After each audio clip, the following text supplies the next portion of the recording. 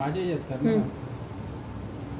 चला मित्रांनो, आज शिकूया नंबर सेन्स मधील next topic, comparison of numbers. Topic समजलाय काय आहे? कंपॅरिझन. हे समजलंय? कंपॅरिझनचं मीनिंग माहिती आहे का? कंपॅरिझन म्हणजे काय? मराठीत बोलतात तुलना. तुलना तुलना करणे म्हणजे काय करणे? हा मोठा आहे माझ्यापेक्षा वयाने, हा हाईटने मोठा आहे, ह्याची हाईट माझ्यापेक्षा कमी आहे, आम्ही दोघं सेम सेम आहोत, सेम सेम दिसतो, असं ह्याला म्हणतात कंपॅरिझन. अशी कंपॅरिझन नंबरमध्ये पण होते, म्हणून त्याला काय बोलतात? Comparison of numbers. आता नंबर काय आहे? 5 आहे, 4 आहे, 3 आहे, 2 आहे, 1, इन्फिनिटी आहे, बरोबर. पण ह्याच्यामध्ये कंपॅरिझन करायचे. ती कशा प्रकारे करता येते? कंपॅरिझन 3च प्रकारे करता येते, चौथा ऑप्शनच नाही. एक असतो मोठा, बिग, त्याला काय बोलतात? ग्रेटर पण बोलतात. दुसरा असतो स्मॉल,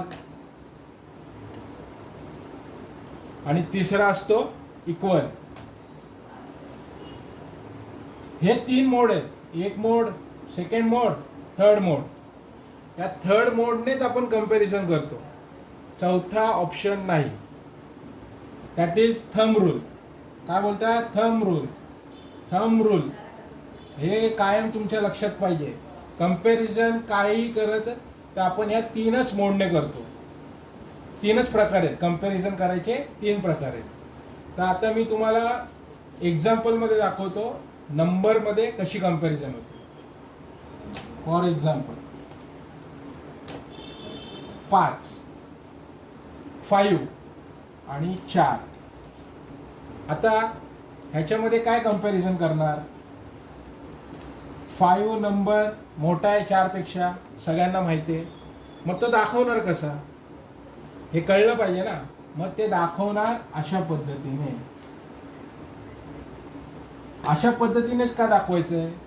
कारण जी साईड मोठी आहे, जो नंबर मोठा आहे, तिकडे उलटावी किंवा ऑपोजिट वी असं आपण म्हणू शकतो. किंवा सिंपल लहान मुलांना लक्षात राहण्यासाठी जे आपल्या माउथ आहे, माउथ ओपन केल्यानंतर जसा दिसतो तो त्या साईडला पाहिजे. बिगर नंबरच्या साईडला माउथ ओपन केल्याची डिरेक्शन पाहिजे, आणि माउथ बंदची डिरेक्शन स्मॉलर साईडला पाहिजे, बरोबर. आता मी छोट्याशी मोठं कसं कंपॅरिझन करतात ते पण ना. आता इकडे 4 आहे, इकडे 6 आहे. आता ह्याला कसं कम्पेअर करणार? मग ह्याला काय साईन देणार? 4 इज स्मॉलर दॅन 6. बघा, ह्याच्यामध्ये पण ज्या साईडला मोठं आहे तिकडे माउथ ओपन आला, आणि ज्या साईडला छोटं आहे तिकडे माउथ क्लोज, म्हणजे ऑपोजिट. एवढं लक्षात ठेवा, जिकडे जी संख्या मोठी आहे, जो नंबर मोठा आहे, तिकडे माउथ ओपन साईड पोझिशन पाहिजे, बरोबर. ही एक कंडिशन झाली, ही सेकंड कंडिशन झाली. आता थर्ड कंडिशन काय आहे? इक्वल. इकडे पण 4 नंबर आहे, इकडे पण 4 नंबर आहे. मग ह्याला कुठला साईन दाखवणार? इज इक्वल्स टू चं साईन दाखवणार. झालं. एवढं सिंपल आहे. कंपॅरिझन म्हणजे काय करतो? कंपॅरिझन आपण करतो नंबरमध्ये. तसंच आता ह्याच्यामध्ये वेगवेगळे एक्झाम्पल येऊ शकतात. थोडं टफ पण एक्झाम्पल आपण घेऊया. आता तुम्ही बोलता सर तर तुम्ही फक्त सोपे सांगता आणि टफ पेपरमध्ये. ठीक आहे, चालेल, टफ घेऊया. टफ काय करणार? समजा इकडे 2 10s आहे प्लस 4 1s आहे, आणि इकडे आहे आपल्याला दाखवायचं आहे की काय. इकडे आहे 3 10s प्लस 2 1s. आता जेव्हा असं येतं त्यावेळी आपल्याला पहिल्यांदा हा नंबर क्रिएट करावा लागेल, जो आपण मागच्या लेसन्समध्ये शिकलो, नंबर सेन्सचं दुसऱ्या टॉपिकमध्ये, एक्सपांडेड फॉर्म आणि शॉर्ट फॉर्म, बरोबर. जर कोणी आता नवीन असेल तर त्यांनी आधीचा व्हिडिओ जाऊन बघा, त्याच्यामध्ये मी क्लिअर मेन्शन केलेलं आहे. 2 10s म्हणजे काय झाले? 2 × 10, 2 10s, 10sने मल्टिप्लाय करतो, प्लस 4 वन्स म्हणजे 1ने मल्टिप्लाय करतो. आता हा कसा आहे तसा घेतला.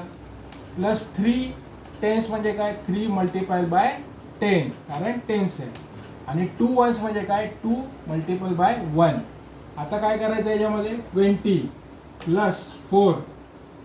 ह्याचा आन्सर काय आलं 20 प्लस 4चं 24 बरोबर. आणि ह्याचा आन्सर काय आलं 3 प्लस 10 30 आणि 2 मल्टिप्लाय बाय 1 2.